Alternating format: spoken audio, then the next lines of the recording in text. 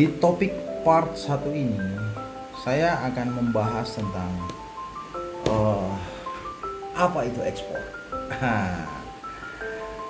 Ya mungkin ada sebagian teman-teman yang udah tahu apa itu ekspor. Nah, sebagian juga belum tahu. Sebenarnya ekspor itu adalah cuma proses pemindahan barang dari satu negara ke negara lain dengan mengikuti berbagai rules yang ditetapkan. Ada yang ditetapkan secara internasional, ada yang ditetapkan tergantung dari masing-masing rules negara gitu. Sebagai contoh, ini kita mau mengekspor ke Cina dengan mengekspor ke Timur Tengah itu sangat berbeda. Bedanya di mana, teman-temanku? Bedanya itu di sini. Kalau kita mau mengekspor ke Cina, utamanya untuk produk bahan makanan yang bisa kita makan dengan bisa manusia konsumsi, ya paling nggak seperti itu ya. Itu kita memerlukan ada license sertifikasi yang bernama GHCC. GHCC adalah satu sertifikasi yang dikeluarkan oleh pemerintah Cina yang memverifikasi standar kesehatan yang ada di Indonesia itu harus mengikuti rules mereka. Seperti itu. Nah, terus kalau kita mau mengirim ke Timur Tengah itu nggak membutuhkan GHCC. Namun kalau ke Timur Tengah tergantung negaranya di mana. Setahu saya ingat saya ada tuh yang namanya nomor registrasi number Arab. Berarti dia punya regulasi sendiri, Arab sendiri, Timur Tengah sendiri, dan Cina juga sendiri. Seperti itu teman-teman dan sahabatku ya. Oke, kita berbicara tentang ekspor. Ekspor ini sebenarnya adalah satu kegiatan di mana kita memperdagangkan satu produk ke satu negara ke negara, banyak negara di luar sana. Namun yang membedakan di sini adalah kita tidak berdagang seperti kita berdagang di pasar. Yang kita ada duit, nunjuk sana tuh, gomo itu tuh. Enggak seperti itu, teman-teman. Nah, kita harus melakukan negosiasi terhadap calon pembeli kita. Ya, saya menamakan dia calon pembeli. Kenapa saya menamakan dia calon pembeli? Ya, karena dia belum menjadi pembeli kita. Dia masih sebagai calon. Oke. Nah, kemudian sahabatku dan teman-temanku, salah satu poin yang mendorong saya untuk membuat video ini, karena saya terus terang orang asli banget dari Sulawesi Selatan, Makassar saya. Nah, dari pengalaman saya yang mungkin ya ada teman-teman kita yang melihat video ini yang mungkin punya pengalaman lebih wah gitu dalam hal pemahaman produk dan segala macam, tapi saya cuma cukup mau berbagi tentang pengalaman saya, tentang apa keuntungan saya itu tinggal di Sulawesi, apa keuntungan saya dilahirkan dari keluarga yang berasal dari Sulawesi Selatan, utamanya Makassar. Nah, itu saya akan menjelaskan di sini. Hampir semua yang saya sudah kirim dan saya ekspor ke luar negeri itu adalah produk origin dari Sulawesi. Saya pernah mengirim hasil laut, pernah juga mengirim hasil bumi. Dan pada saat pembeli saya dari luar negeri menerima barang saya di sana, dia mengatakan bahwa produk kamu ini bagus. Nah, dia tanya, barang ini dari mana? Barang ini ya dari Sulawesi Selatan, Mister. Ya, saya kan harus menjelaskan seperti itu karena di dalam dokumen ekspor pun nanti saya akan jelaskan ada namanya dokumen asal barang. Dari mana sih asalnya barang ini, ada namanya CO, Certificate of Origin. Seperti itu. Oke. Kembali ke topik. Kita membahas tentang masalah ekspor.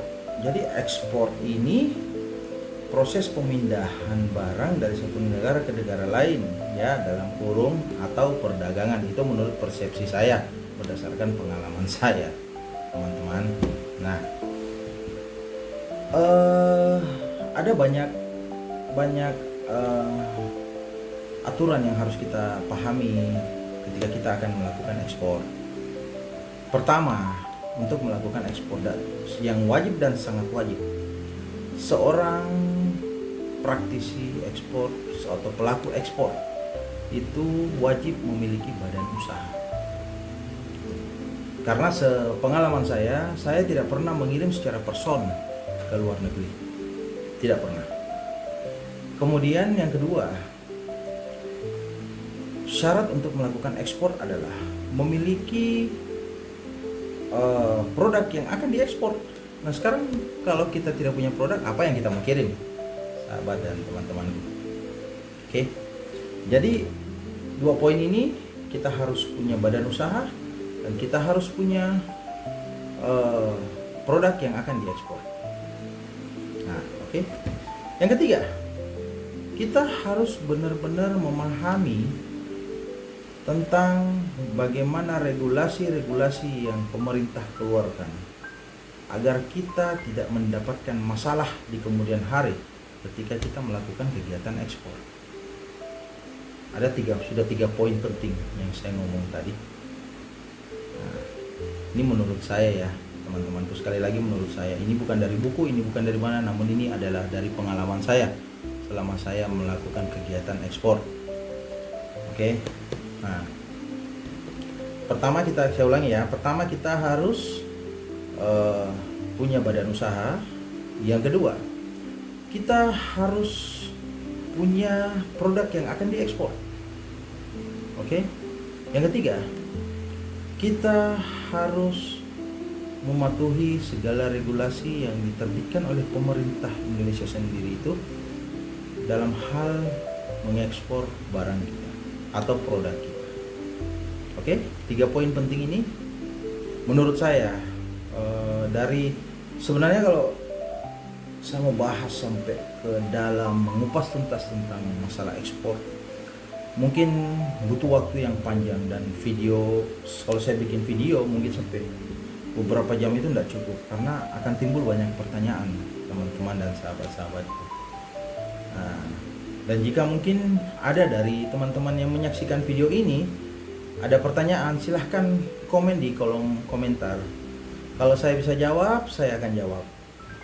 Namun kalau saya belum bisa jawab, ya mungkin saya akan mencari jawabannya seperti apa. Oke. Jadi kesimpulan dari part 1 ini adalah membahas tentang ekspor ini adalah yang pertama, apa sih pengertian ekspor? Ekspor adalah proses pemindahan barang dari satu negara ke negara lain. Oke. Apa saja poin penting yang kita butuhkan untuk melakukan ekspor barang, kegiatan ekspor barang? Pertama, kita butuh badan usaha. Oke. Yang kedua, kita membutuhkan produk yang akan kita ekspor. Dan yang ketiga, kita harus mematuhi berbagai regulasi yang diterbitkan oleh pemerintah negara Republik Indonesia bagi yang tinggal di Indonesia untuk melakukan ekspor barang. Jadi kita harus paham regulasi, teman-temanku dan sahabat. Kita harus paham regulasi, karena apa? Banyak orang mengatakan dirinya eksportir. Ini terakhir ya guys. Ini terakhir. Banyak yang pernah orang-orang saya pernah temui mengatakan dirinya eksportir, padahal dia bukan eksportir. Yang dikatakan eksportir adalah ketika Anda memulai kegiatan ekspor ini dari titik nol. Apa itu titik nol? Yang dari tidak ada menjadi ada badan usaha. Setelah badan usaha ada, kemudian kita mengurus namanya izin untuk peraturan regulasi pemerintah. Kemudian kita punya produk yang kita mau kirim itu harus kita pahami knowledge produknya seperti apa gitu. Oke, terima kasih teman-temanku dan sahabatku. Untuk part pertama ini mungkin sampai di sini dulu ya. Nanti kita lanjutkan untuk part kedua dengan tema yang lain. Namun maksudnya dengan topik yang lain, dengan seputaran ekspor juga gitu. Oke, terima kasih. Assalamualaikum warahmatullahi wabarakatuh.